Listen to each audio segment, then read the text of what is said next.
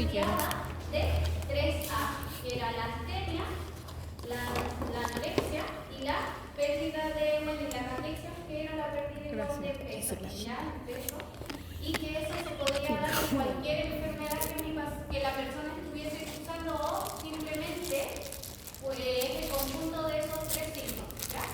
Y luego comenzamos y vamos a ver todo lo que era la insuficiencia hepática tanto aguda como luego vimos la crónica, que era cuando ya el hígado en sí, todas sus células se ponen más fibróticas y hay destrucciones de las células de los hepatocitos hasta que me llega prácticamente a transformar todo y se convierte ya en una cirrosis, ¿ya? Y cuando ya esté en una cirrosis vamos a tener muchas otras complicaciones más, que dentro de esas complicaciones cuando ya mi hígado está pasando a ser más crónico, se puede dar esta patología que es la hipertensión portal.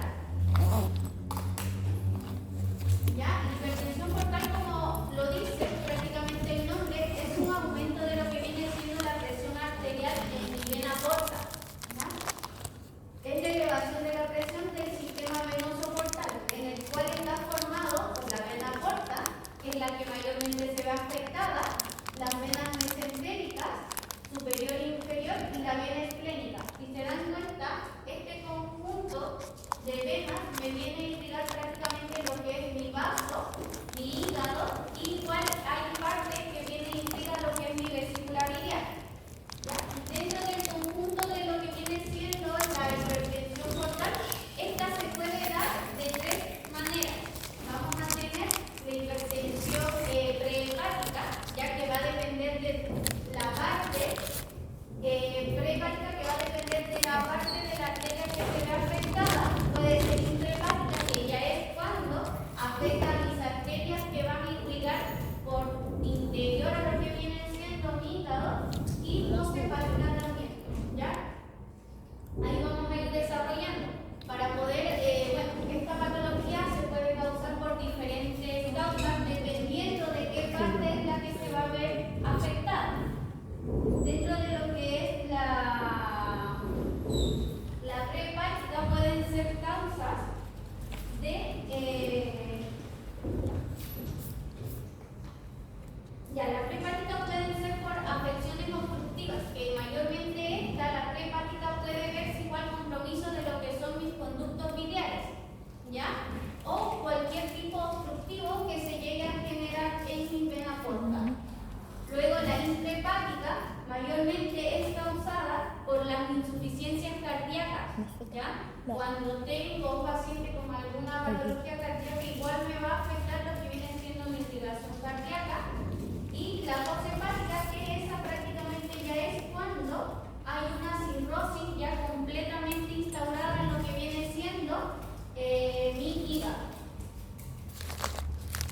Por si acaso, acá tomen en cuenta todas estas imágenes porque más adelante nos van a servir un poco, ya que ahí es donde se ven los espacios, bueno, se ven prácticamente las venas, ya la porta, que es el principal conjunto de esta triada. Ya se ve el espacio de Denis, donde vamos a encontrar otras cositas que voy a nombrar más adelante que son importantes cuando ya comienza la remodelación de lo que es mi hígado. Ya, y vamos a comenzar con un poquito de la fisiopatología. Vamos a encontrarnos que va a haber un aumento del flujo portal en los sinusoides. Ya vamos a regresar a esta imagen de acá. Porque, ¿qué son las sinusoides? ¿Ya? Son espacios que se ven de arterias, bueno, de venas que me van a empezar a irrigar lo que es mi hígado, y eso se los encuentra dentro de lo que es el espacio de Denis, ¿ya? Que igual lo mencioné en la clase de ayer y lo mostré igual imagen. ¿Ya? Entonces vamos a encontrar que va a haber un aumento del flujo en los espacios de Denis cuando está siendo irrigado. Se debe a una contracción de las células del músculo liso vascular y miofibroblasto, ¿ya? Vamos a encontrar igual una alteración del flujo sanguíneo por la cicatrización y la formación de los nódulos parenquimatosos. Acuérdense que esta prácticamente ya hay una insuficiencia hepática aguda que está ya empezando a ser crónica, donde ya vamos a encontrar una pequeña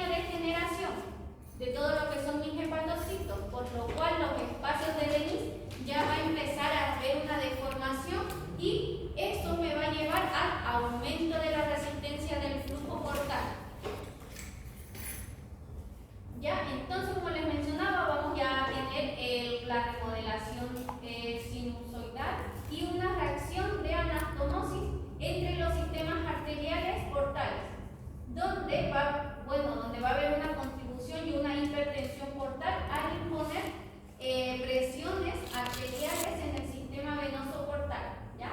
No olvidar el conjunto de las venas que mencioné anteriormente, porque a eso se refiere cuando ya comienza a haber una remodelación. Luego vamos a encontrarnos igual con lo que viene siendo el incremento del flujo venoso portal como consecuencia de la circulación hipertérmica. Esto se va a deber a cuando hay una vasodilatación arterial.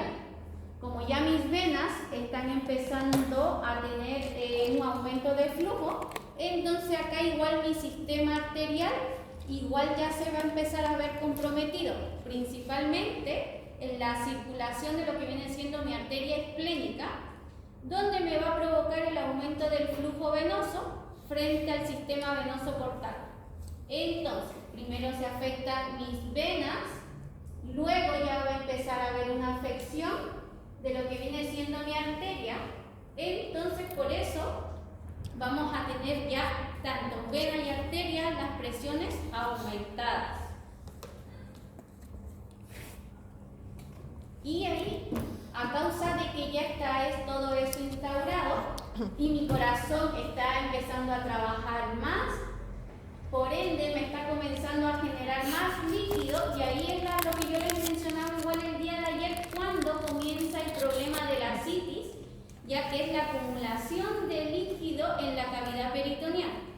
Un 85% se da mayormente ya cuando hay una insuficiencia hepática crónica, estamos hablando ya de una cirrosis. El líquido va a ser más seroso, ya con menos de un 3 gramos por decilitro va a tener proteínas, albuminia, ¿ya? Y una gradiente de albuminia de suero con ascitis entre 1,1 grado por decilitro. La ascitis de larga duración, bueno, que me genera una fuga de líquido constante a través de lo que viene siendo mi ganglio linfático, ya igual me puede generar un hidrotórax, que era lo que igual hablábamos ayer de las complicaciones pulmonares que se pueden llegar a dar. Como pueden ver en esta imagen, ya tenemos incluso mis venas y arterias de mi parte del esófago igual ya tenemos que está tanto las venas y arterias, ya hay un aumento de la presión, y acá igual de mis venas y arterias tanto que me irrigan a todo lo que es mi peritoneo e incluso mi parte rectal, ¿ya? Y al haber ya problemas en estas venas o arterias, igual ya voy a comprometer mis pulmones, donde se van a llenar de líquido. Y si se acuerdan del signo que les mostraba ayer, igual el signo de araña, que ahí se puede igual evidenciar, ya que es cuando se marcan mucho lo que vienen siendo mis venas. Vamos a encontrar igual las derivaciones portosistémicas, ya que estas van a aparecer por una derivación venosa en cualquier punto en el que la circulación sistémica portal compromete los lechos capilares.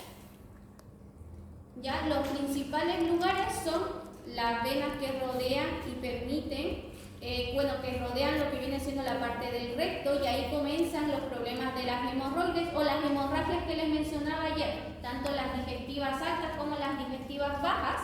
Ya como podemos ver acá igual ya hay un problema en la parte del esófago. La unión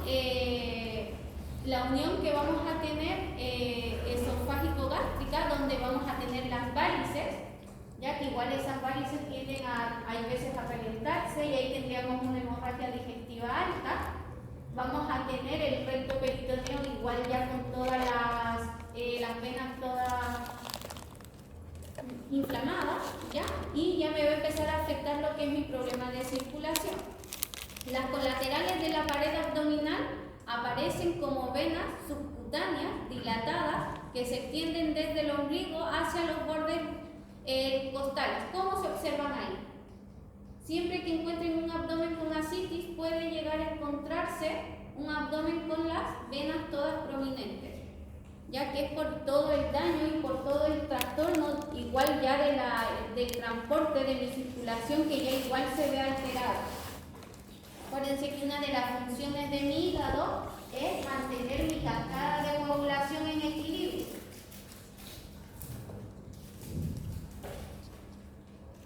Luego vamos a tener la esplenomegalia, que es el agrandamiento de lo que viene siendo mi vaso. Igual mi vaso se ve afectado. Ya, bueno, va a haber un grado del aumento del tamaño del hígado, va a variar ampliamente y puede llegar hasta los 1000 gramos a pesar, pero no se correlaciona necesariamente con otras características de la hipertensión portal. Ahí, chiquillos, el grado del aumento, ahí es el vaso, ¿ya? En esa parte de ahí, porque estamos hablando del agrandamiento de lo que viene siendo el vaso. Acá tenemos un vaso normal y ya un vaso que ya se vio comprometido a causa de la falla hepática.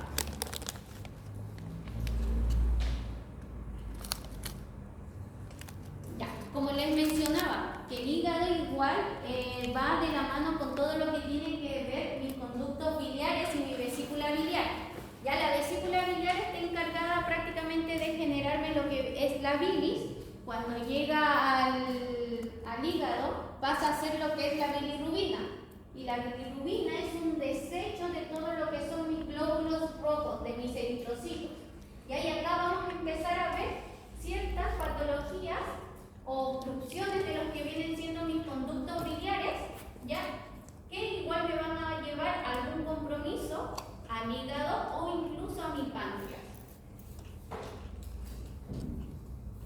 Ya vamos a tener como una de las primeras señales que tenemos con respecto a de que hay algún daño tanto en mi hígado como en la vesícula biliar, que viene siendo la ictericia. ¿Ya? Como pueden ver, ahí tenemos pacientes donde la coloración de la piel cambia y es más amarillento porque vamos a encontrar una alteración de la formación de la bilis que se observan en la clínica como un cambio de color amarillento en la piel y la esclerótica del ojo, ¿ya? Debido a la retención de la bilirrubina. Y esto quiere decir que se está generando, pero hay un aumento, la cual mi cuerpo no es capaz de empezar a sintetizarla para poder ser eliminada. ¿Ya? Y ahí nos vamos a encontrar con dos tipos de bilirrubina, una no conjugada y la otra conjugada. Ya donde la no conjugada es insoluble en el agua y en un pH fisiológico. Eso quiere decir que no se va a lograr eliminar ni por la orina. En cambio, la conjugada es un producto hidrosoluble, no tóxico, que solo que se une adversamente a la albúmina, ¿ya? Y luego es secretada por la orina. La no conjugada se encuentra formada por complejos estrechos con la albúmina sérica. Ambas van de la mano, ¿ya? Pero más adelante les voy a mostrar que una se adhiere más a lo que viene siendo el colesterol y la otra, como no es tan tóxica y es más fácil de eliminarla, sale de nuestro cuerpo más rápido. Mientras que esta otra, al ser un poco más tóxica y no ser eliminada, se quede en restos de nuestro cuerpo, ¿ya? Y esta de acá mayormente es la que me va a formar lo que vienen siendo los cálculos biliares. Ya, la ictericia es evidente cuando la bilirrubina sérica aumenta por encima de, puede ser del 2 a 2,5 miligramos por decilitros, ¿ya? En caso de una enfermedad grave puede llegar hasta los 30 hasta 40 miligramos por decilitro. Vamos a tener una producción de lo que viene siendo la bilis, de la bilirrubina, y vamos a tener igual un porcentaje que tiene que ser eliminado. Vamos a tener los mecanismos que puede ser deterioro de la conjugación, vamos a tener igual una disminución de la expresión de los hepatocitos celulares, un deterioro del flujo biliar, producción extrahepática excesiva de bilirrubina, o puede ser causada igual por un mecanismo menor a la captación de los hepatocitos. Ya acuérdense que igual ya acá vamos a tener cierto grado de lesión con respecto a lo que vienen siendo mis hepatocitos. Y ahí vamos a tener, hay niños que nacen con el tema de la ictericia, ya que hay un aumento de lo que viene siendo la bilirrubina. La maquinaria hepática responsable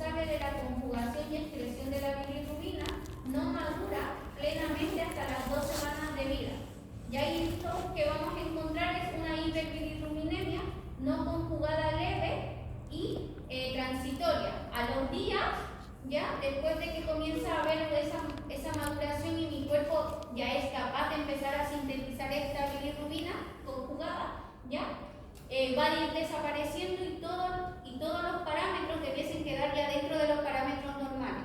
¿Ya? Sí, y si no se pasa, ya ahí se entiende, bueno, hacer más exámenes. Acuérdense que a los niños, a los recién nacidos, no se los tiene que someter tanto a los rayos, porque igual les causa daño, pero si después de estas semanas no pasa, ya comienzan a hacer todo lo que son los exámenes de sangre, los rayos, los TAC, las ECO, para ver si es que hay algún daño o alguna malformación congénita en lo que viene siendo mi hígado, ya que no está haciendo su trabajo, que es sintetizar esta bilirrubina. ¿Ya? ¿Cómo? ¿Cómo se empieza? Antes de las 2 semanas. Es que ya el niño nació, ¿o no? Van a nacer con la ictericia. Entonces dan un plazo para poder esperar. Y si ese plazo no, o sea, se ven que después de 2 semanas el niño sigue con la bilirrubina muy elevada y sigue con el cuadro de ictericia, ahí es donde ya comienzan a hacerle más exámenes para ver si es que hay algo de lo que mencionaba, si hay alguna malformación o por qué no está haciendo mi hígado su trabajo correspondiente. ¿Ya? Bueno, y vamos a tener, ahí les pongo un cuadro de sitio, es importante que lo revisen, ¿ya? Porque hay prácticamente, cuando se da este cuadro de bilirrubinemia hereditaria, dan ciertos cuadros de síndromes donde les dicen los síndromes que se pueden observar, qué es lo que está afectado y cómo es que se puede llegar a dar cuenta. ¿Ya? Y acá ya vamos a comenzar con lo que les mencionaba igual, que es lo de la vesícula biliar. Todas las enfermedades de la vesícula se van a llamar colestasis, ¿ya? Y que va a depender del lugar donde se esté alojando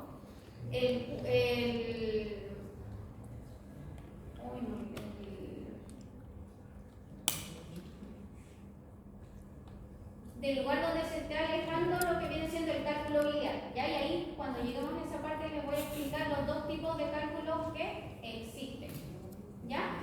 Vamos a tener la colestasis, ya que se indica una alteración patológica del deterioro de la formación de lo que viene siendo la bilis y del flujo biliar, que conduce a la acumulación del pigmento biliar en el parénquima hepático, que vendría siendo la bilirrubina. ¿Ya? Vamos a tener la clínica donde se puede evidenciar lo que ya hemos dicho, los cuadros de ictericia. Vamos a tener, bueno, la ictericia, el color amarillento en la piel y la esclerótica, lo que viene siendo el ojo. Ya vamos a tener el prurito, que puede ser ronchas en lo que viene siendo la parte del cuello. Los síntomas van a ser mala absorción intestinal, que van mucho de la mano porque la bilirrubina o la bilis en sí me ayuda a degradar lo que viene siendo los alimentos y me ayuda con el tema de la reabsorción. ¿Ya? Vamos a tener deficiencias nutricionales de las vitaminas, ¿ya? Liposolubles, que viene siendo la vitamina A, la D y la K, que son las que mayormente se ven alteradas siempre cuando tengamos un cuadro de colestasis o incluso un daño hepático. Su morfología va a depender de su intensidad y duración y causa subyacente. Acuérdense que todas estas patologías van a interferir, bueno, viene de la mano mucho con nuestros hábitos, tanto alimenticios como hábitos con respecto a lo que viene siendo el alcohol o las comidas con exceso de grasas. ¿Ya? Por eso ahí te dice la causa de duración o causa subyacente. Vamos a entrar a lo que viene siendo la colelitiasis. ¿Ya? Y ahí en esa colelitiasis vamos a encontrarnos la litiasis biliar. La colelitiasis es la acumulación de cálculos en mi vesícula biliar. Vamos a tener entre un 10 a 20% la población adulta, por si acaso. Ahora esto ha cambiado un poco porque ya no solamente en adultos, sino que en jóvenes. Igual se tiende a ver ya mucho lo que son los cálculos biliares por el consumo excesivo de las bebidas, ¿ya? De la Coca-Cola más que todo, que es lo que más se consume. Y hay un 80 y mayor a un 80% puede ser silenciosa, no causa dolor u otras complicaciones. Mayormente, chiquillos, cuando es silenciosa, estos pacientes terminan con una pancreatitis. Ya se termina afectando lo que es mi conducto que va directamente al páncreas, y una pancreatitis mayormente puede ser mortal. Compromete mucho todo lo que es mi sistema, todo lo que es en sí, todos mis órganos. Ya, dentro de lo que es la colelitiasis nos vamos a encontrar con dos tipos de cálculos, ¿ya? Que uno va a ser más adherente o va a ser causado prácticamente por el colesterol, y el otro va a depender de la pigmentación y de toxinas que tengamos en nuestro cuerpo. Ya, como pueden ver, uno es como más amarillo y el otro es un color, ahí se ve más negro, pero en sí el color es entre plomo. ¿Ya? Es un poquito más plomo. Vamos a tener entonces que podemos tener una litiasis por colesterol y una litiasis por piedras de pigmentos.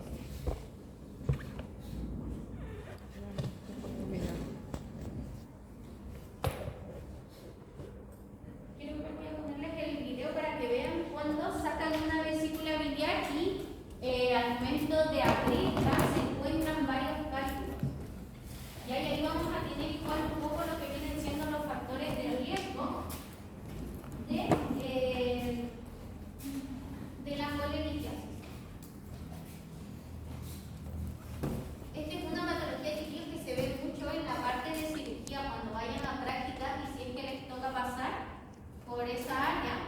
Mayormente tratamos puros pacientes, bueno, se ve harto paciente con el tema de los trastornos de la vesícula biliar.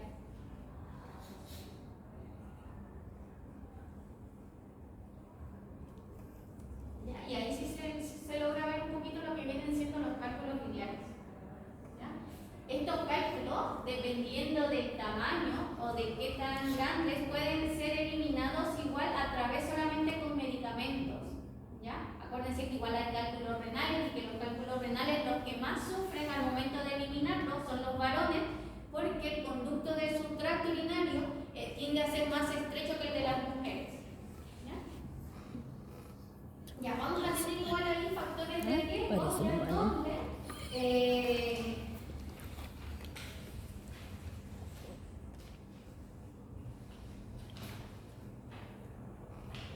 donde si pueden evidenciar las piedras que les mencionaba anteriormente, se adhieren más a lo que viene siendo todo lo que es el colesterol, ya que vendrían siendo la colelitiasis por colesterol o el aumento de grasa en lo que viene siendo mi vesícula biliar. Y bueno, después, de ahí vamos a desarrollarlas un poquito, ¿ya? Entonces, vamos a tener todo lo que es grasa, y esta grasa luego se va a adherir a mis células hepatocitas. Luego, cuando su capacidad de reabsorción de estas se ve ya sobrepasada, mi cuerpo va a comenzar a crear como un núcleo, donde va a empezar a crear como arenilla, y esa arenilla luego se tiende a solidificar y me tiende a formar prácticamente el cálculo. ¿Ya? Cuando las concentraciones de colesterol superan la capacidad de solubilidad, ¿ya?, de la bilis, el colesterol ya no puede mantenerse dispersado, se forman núcleos, que era la parte de acá, cuando ya empezaba a formar los núcleos dentro de los cristales sólidos del colesterol, ya, monohidrato, y luego vamos a tener ya una formación de lo que vienen siendo las piedras o arenillas, ya, donde el primer paso va a ser la bilis debe estar sobresaturada porque está llena de colesterol. Luego vamos a tener una hipomotilidad de lo que viene siendo mi vesícula biliar. Eso quiere decir que va a perder la capacidad de contractibilidad que tiene. Acuérdense que todos nuestros intestinos tienen movimientos peristáticos constantes, ¿ya? Y acá, como ya se ve sobrepasada ese movimiento, no va a ser el correcto y tiende ya a empezar a formar lo que vienen siendo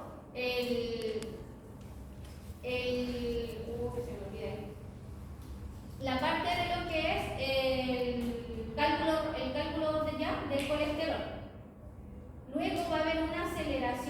que es la nucleación del colesterol, donde ya va a haber la hipersecreción de moco en lo que viene siendo mi vesícula biliar, ya atrapada, llena de cristales y de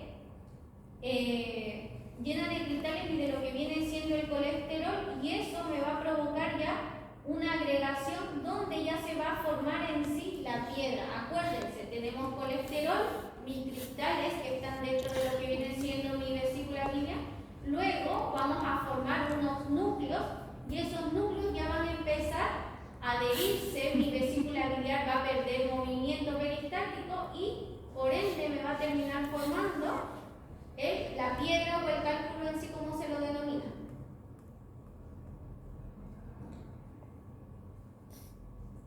Luego tenemos acá la otra que viene siendo los cálculos de pigmentos, que eran los que notábamos en la imagen anterior, que eran un poco más negros, pero en sí este es el color en el cual se pueden observar. Consiste en un complejo de mezclas de sales de calcio insolubles, anormales, de bilirrubina, no conjugada, ya conjunto a sales de calcio inorgánicas. Acuérdense que nuestro cuerpo está lleno de minerales, ya, y que esos minerales igual algunos nos sirven para reabsorciones y otros prácticamente los eliminamos, ya. Entonces todo esto se une a ellos, donde me terminan formando al final la piedra. Llega a pasar prácticamente lo mismo que del otro mecanismo, solamente que en este caso en vez de tener colesterol vamos a tener lo que viene siendo el calcio, ya, insoluble, y vamos a tener el calcio inorgánico, ya. Luego los trastornos se asocian a los niveles altos de bilirrubina no conjugada con la bilis, donde me aumenta el riesgo de desarrollar lo que viene siendo ya el cálculo pigmentado. Características clínicas. Acuérdense que habíamos mencionado que entre un 70 y 80 mayormente no presenta síntomas, pero los pacientes cuando lo presentan, cuando tienen síntomas, uno de los principales es el dolor como cólico, ya, que es como aumento de volumen en el abdomen, dolor, ya, tanto al caminar, siempre una incomodidad constante. Vamos a tener complicaciones que puede ser un emfisema, que es pus, ya, tanto en la cavidad peritoneal o igual en la parte pulmonar. Vamos a tener perforaciones a causa de tanta distensibilidad, o mi misma vesícula biliar, al estar tan cargada, ya, de piedras, tiende a reventarse, y esas mismas piedras me tienden a perforar algún intestino. Se pueden crear fístulas, ya que las fístulas es cuando se hace una comunicación entre un órgano con respecto al otro en busca de espacio. Vamos a tener inflamación de lo que viene siendo todos mis conductos biliares, y vamos a tener una colestasis obstructiva, o lo que les mencionaba que puede llegar a ser una pancreatitis. La colestasis es cuando tenemos las piedras o los cálculos obstruyéndome uno de mis conductos biliares. Bueno, ahora vamos a pasar a la colecistitis, ya que la colecistitis es en sí la inflamación de mi vesícula biliar, ¿ya? No se vayan a olvidar, son parecidos los nombres, ya, la otra es la colelitiasis y ahora es la colecistitis, ya que en sí es la inflamación y la otra era la piedra prácticamente en mi vesícula biliar.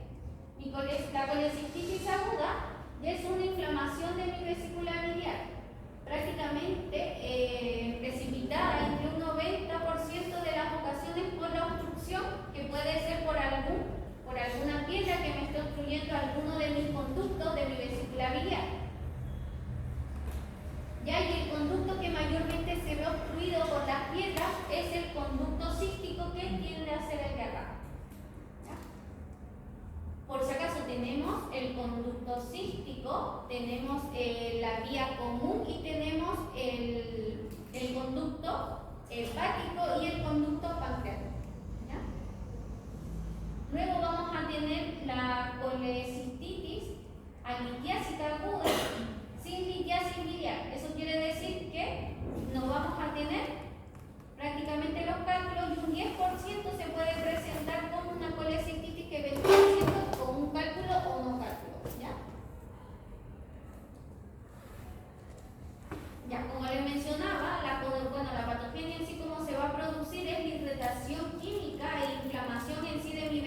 la causa de alguna obstrucción en alguno de sus conductos biliares, ¿ya? Vamos a tener donde las prostaglandinas ya liberadas dentro de lo que vienen siendo las paredes de mi vesícula biliar, ya se van a inflamar y la pared vesicular biliar se va a distender, por ende, igual uno tiende a tener lo que viene siendo el abdomen distendido, ya porque estamos pulsando por un proceso inflamatorio. Vamos a tener la contribución de la inflamación de lo que es la mucosa de las paredes, ¿ya?